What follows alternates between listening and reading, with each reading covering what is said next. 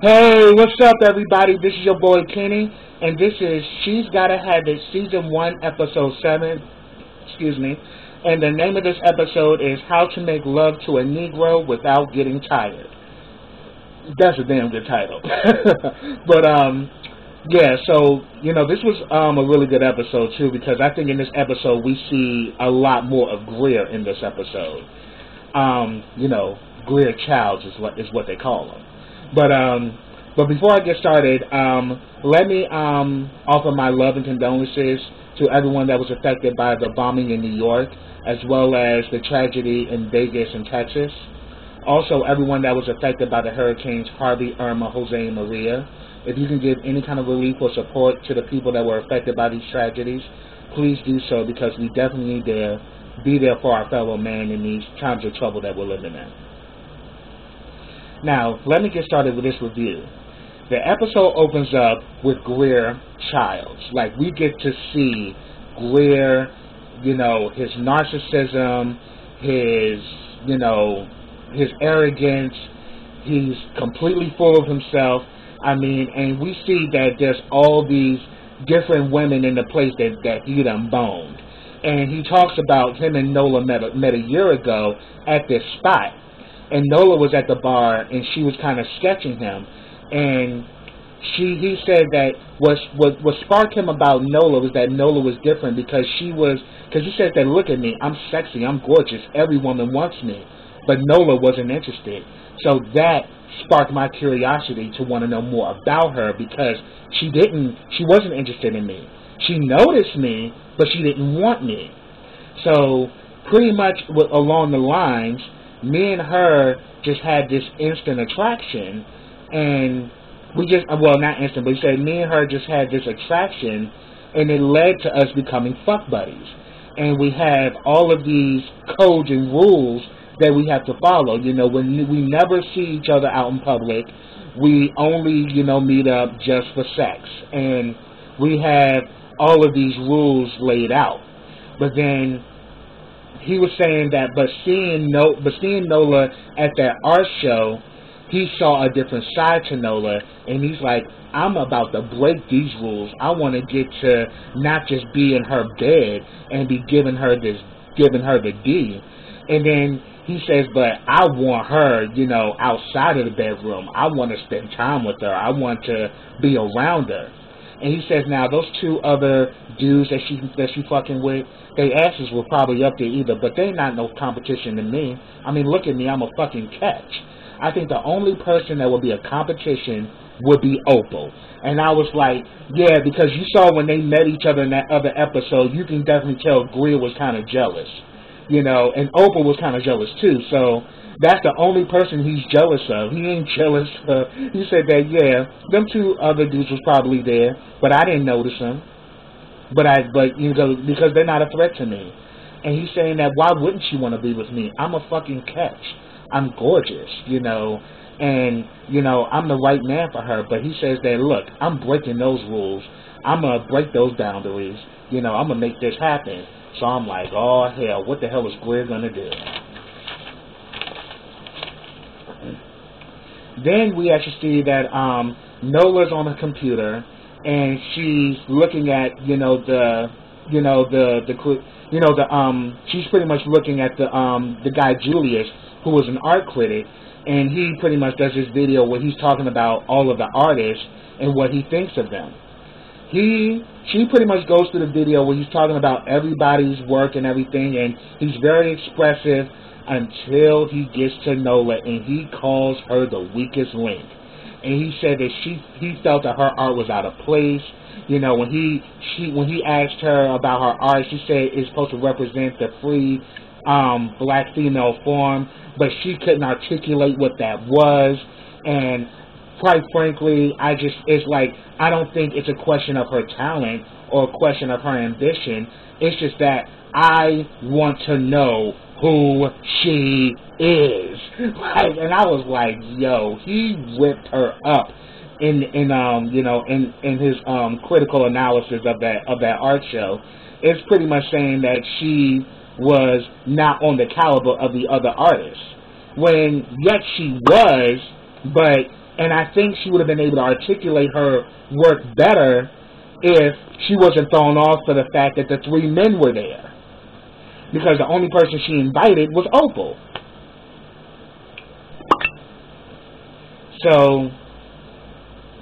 So then we see that Nola is getting all of these calls.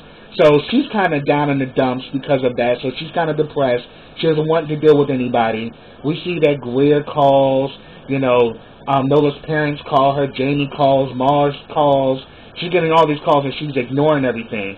Then all of a sudden, we see her buzzer goes off. And the buzzer kept going off, and she pretty much pressed the voice box to actually talk, like, who is it? You can barely hear because the voice box is not that clear. But she's like, look, could you please stop ringing my bell? And the bell kept ringing over and over and over again, and we can see by the nail that it's Greer. So Greer is like literally blowing up, he's like literally ringing up the bell, and he's just like blowing it up. So she literally takes like, I think like a screwdriver or whatever, and takes the damn, and literally takes the intercom out, which actually stops the ringing. Then she goes back, and then the next thing you know, she hears banging on the door, and she hears this knocking, and literally she's like really pissed off because she finds out it's Greer, and it's like breaking the code, and she says that, what the hell are you doing here, Greer? He's like, look, I want to see you. Can I come in? And she says, hell no. You know we have rules to this, and you don't show up to my house unannounced. And he's like, but you're always breaking the rules. And she's like, you know what? I ain't going to deal with this shit right now. Just leave me the hell alone. But then he's like, look, can you open the door, please? And he says that, look, I really, I really did enjoy your work at the art thing, and I wanted to celebrate.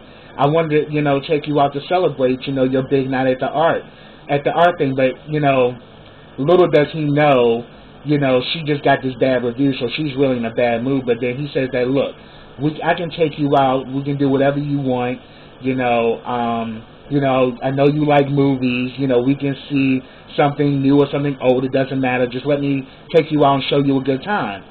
And she's kind of intrigued because she's never seen this side of Greer before. But she says that, oh, cinema? Oh, we doing a black and white movie, and yeah, we're doing something old and classic. So he's all game with that. So they go out and they actually go see Imitation of Life, but they see the 1934 version, I think, with Claudette Colbert. And we actually see that, within this, we see a different side of Greer, because we know damn well Mars nor Jamie would have sat through an old 1934 black and white film. So we see that, as far as artistic, as far as, being, artists and also, really being into the classics, Greer shares that with her.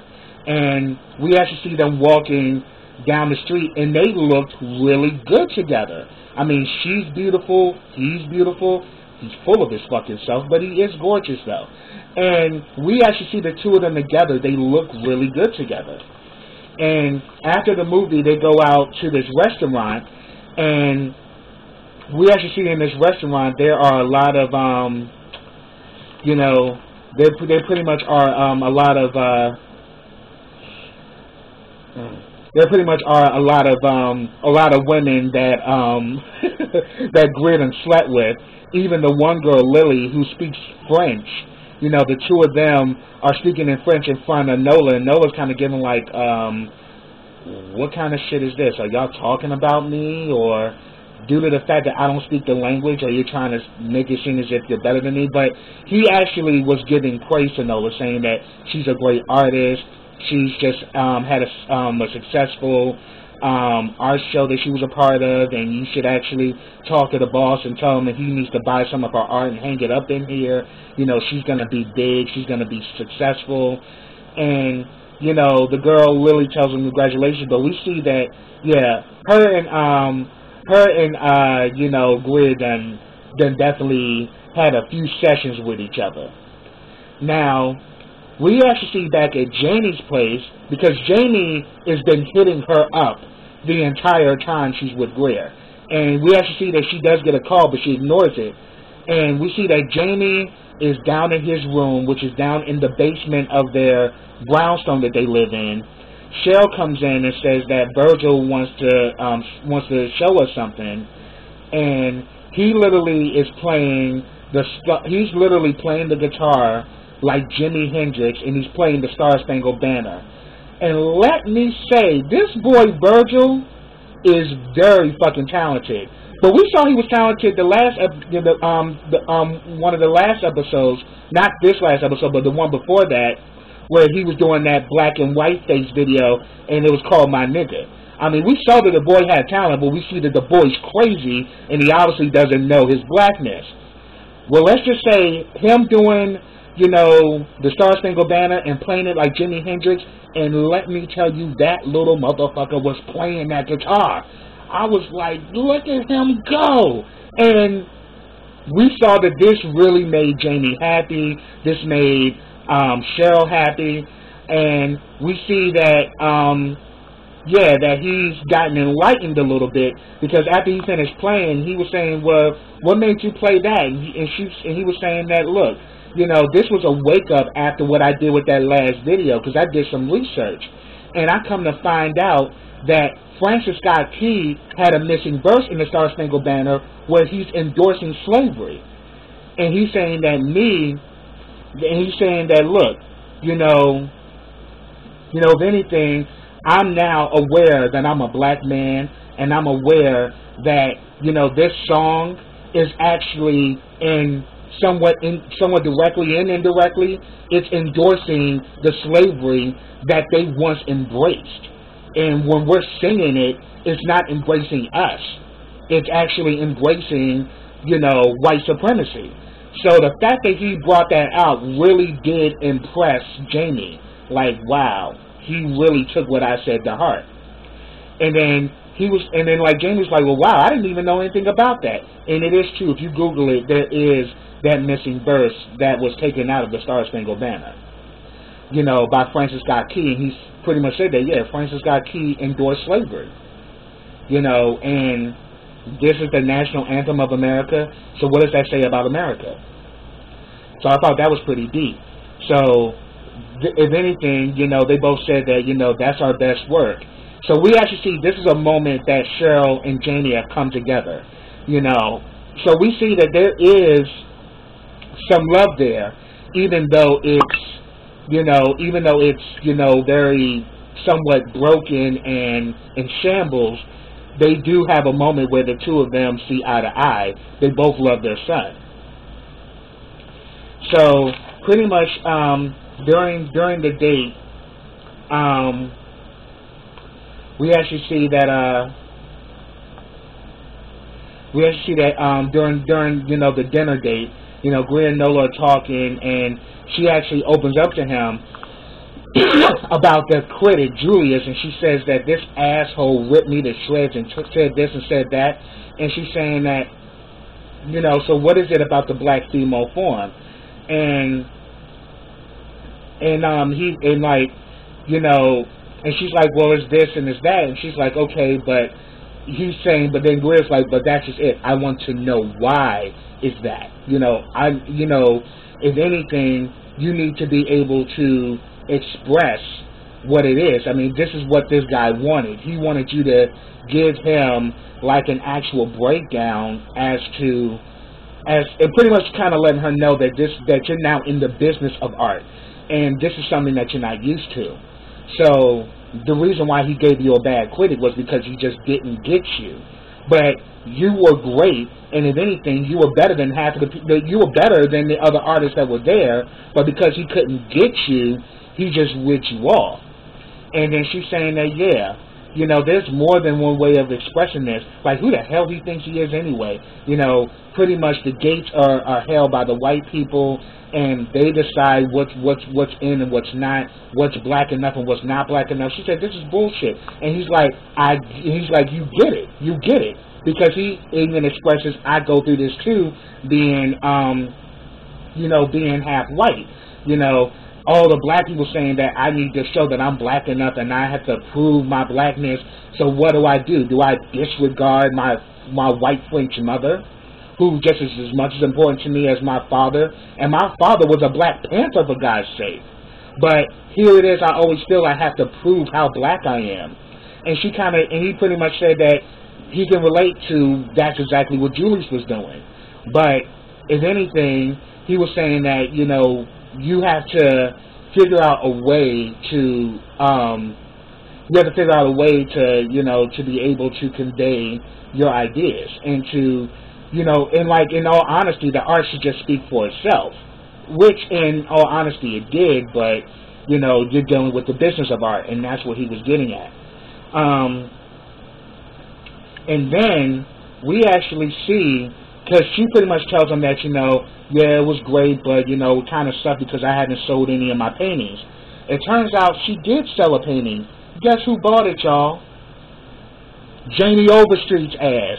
And we literally see that, Jamie and Cheryl are sitting down.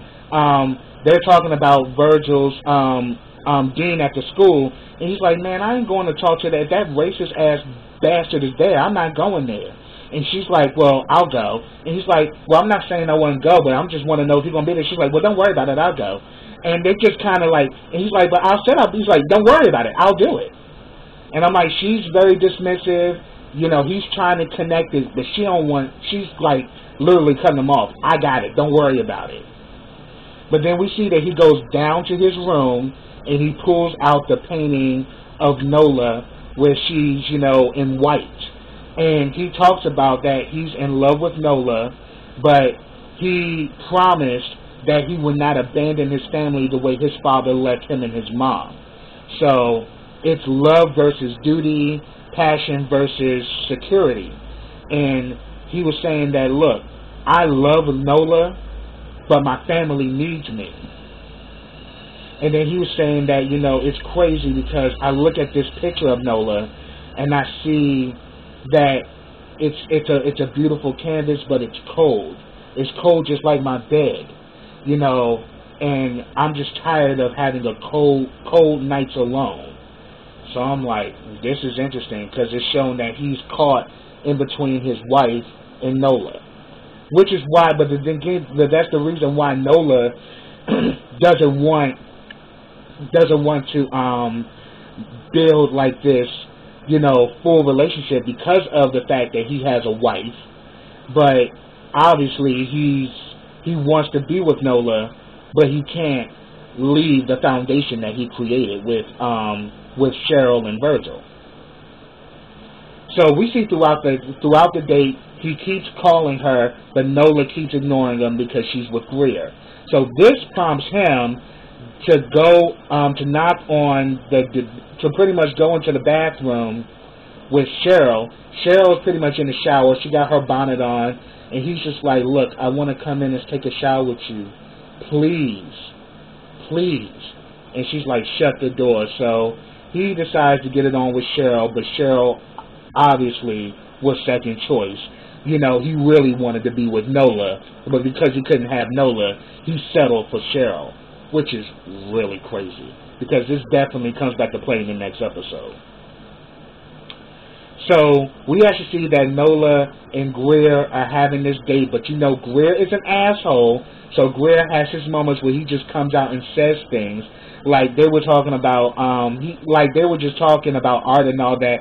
Then he kind of grabs her hand and is like, do you feel how hard that is? Do you feel how you turning me on? I'm like, really, fool? It's like Greer has his moments where he just got to be an asshole because that's just how Greer is. And then he's talking about, and she was asking him because, Greer's a photographer. And she's like, well, what about you and your art and, you pursuing your dreams and your aspirations? He was like, yeah, but I would really want to be, like this full-fledged photographer and really explore my options, but part of me wants to be that artist, but then another part of me wants to kind of stay where I am so I can continue to eat. I mean, have you seen my motherfucking place? I love it.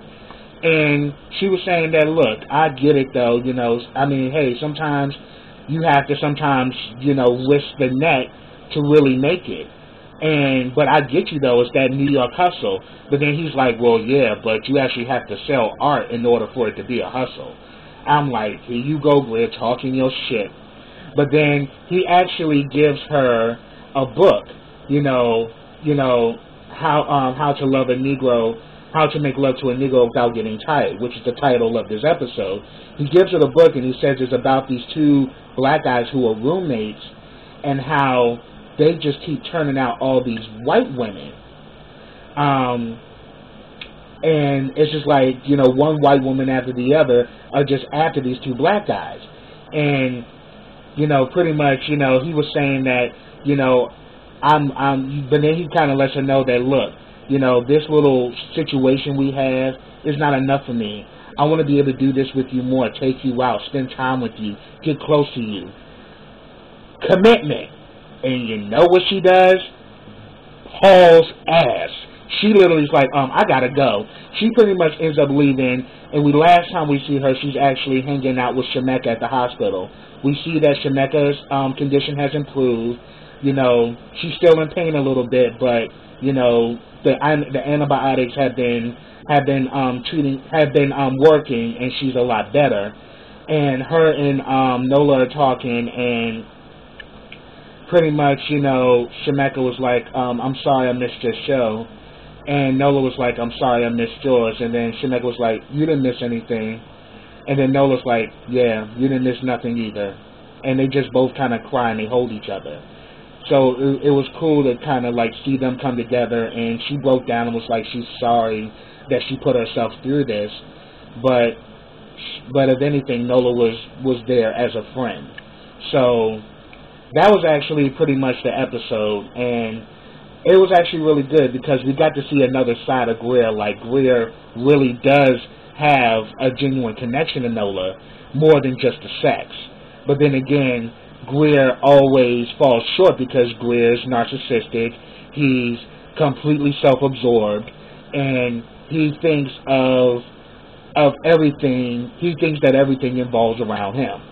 But yet, Nola is that one girl that has made him feel a way that no other woman that he slept with has.